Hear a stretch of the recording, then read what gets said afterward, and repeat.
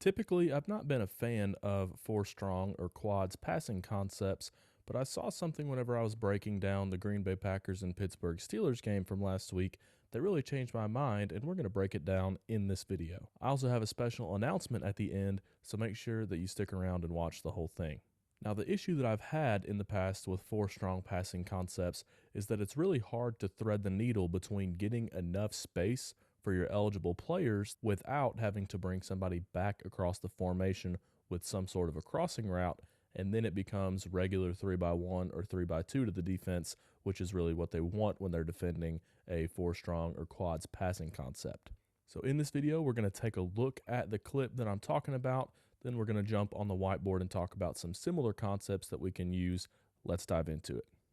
All right, so what we have here is the threat of a four strong presentation. You'll notice this is not a quads formation. We have a stack, we have the tight end, and we have the running back all on the same side of the formation with the X backside.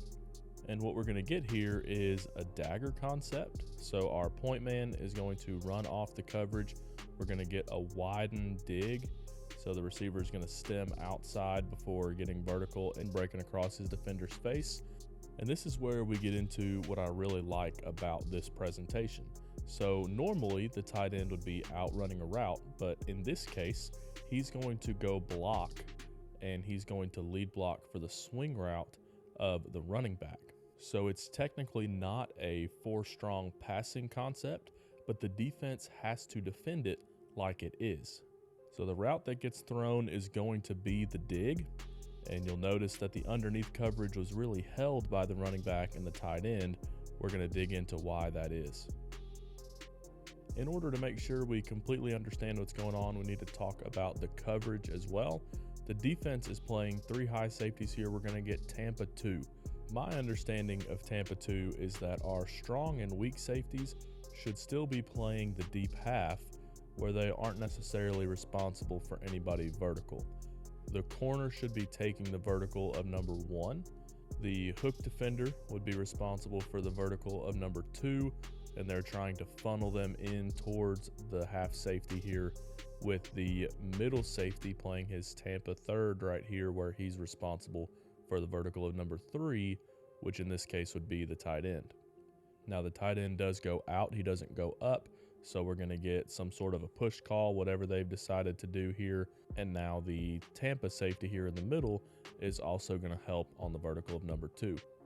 What we're going to get here is, because it's cover 2 and we get the tight end running to the flat now, look at the corner, eyes at the tight end right here, because he is technically the flat defender in this cover 2 concept. Now nobody has carried the vertical of number 1 with his dig route. Number 2 here is taking the top off the defense with both the half safety and the pole running safety. Now the hook defender and the flat defender in the corner right here are having to care for the tight end and the running back, and the dig route gets lost in the middle for a 47-yard gain on 3rd and 10. Now the first thought might be, well, if the tight end's not running a route, then why are we covering him? If we look in the middle of this play, if the corner has been run off by the vertical, we've got 3/2 out here. Who's going to tackle the running back? There's nobody left for him. So even though the tight end isn't running a route, you still have to cover at least 2 for 2 with the tight end and the running back here. So I think this is a brilliant way to mess with the match coverage by getting 4 eligibles on the same side, but you don't have to worry about the routes being evenly distributed or if one defender can cover 2, because if we're getting this blocker, it still takes 2 players to account for these 2, because if we block one of them with our blocker, there's nobody left to tackle the ball carrier if you can't defeat that block. So essentially the defense has 4 for 4 on the strong side, and on the weak side is 3 for 1. So the defense needs to see that there are 4 eligibles on this side of the quarterback, and now this weak hook defender needs to be alerted that if the running back and the tight end both go in the same direction, he has to go unless he hears an in call or whatever they call it to tell them that somebody's coming back across the formation. If nobody comes back across the formation, then the defense would have 5 over 4, and then you still have all your 2 over 1 concepts weak. You can play any of your man match concepts, brackets. You can still play your cloud cover 2 on the backside here with your corner and the weak safety. So here we have the same formation we just saw the Packers in, and talking about a few more concepts that we can run.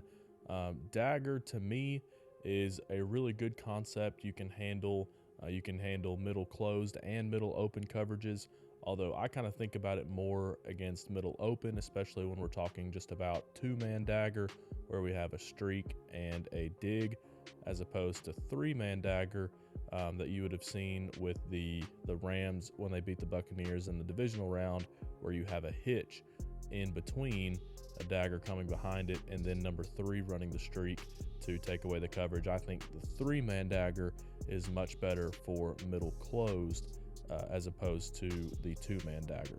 So when we're talking just about 2-man dagger right here, again, this is what I think more of against middle open. And whenever I think against middle open dagger, I automatically think pairing it with Mills, or what the Shanahan tree calls bingo. But what you could do is add some cheat motion to it, where you're getting the F in that fast motion outside, and at the snap of the ball now he's running his post. The routes are pretty well distributed there. And then we still get the Y blocking for the swing of the running back. And that's going to be consistent throughout all these combinations.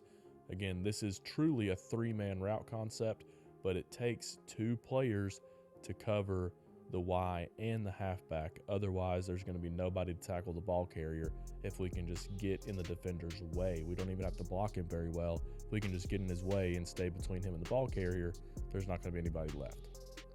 Another concept I think about when I think about middle open beaters would be scissors.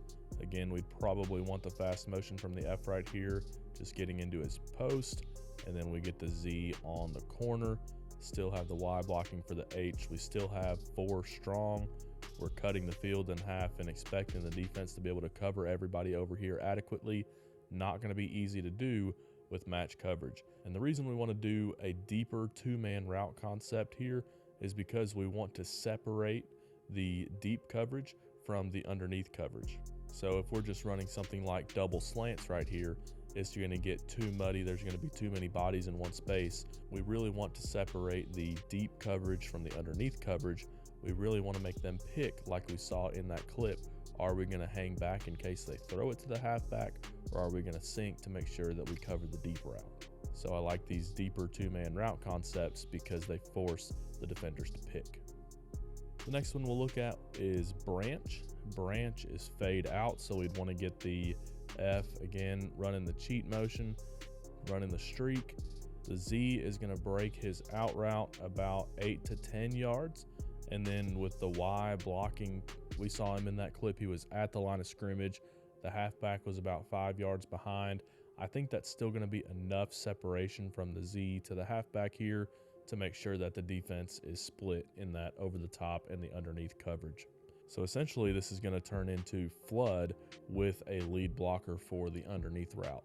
So like we saw in the clip, the will right here is going to have to chase the halfback down all the way across the field essentially in order to make this play if they want to stay 5 over 4.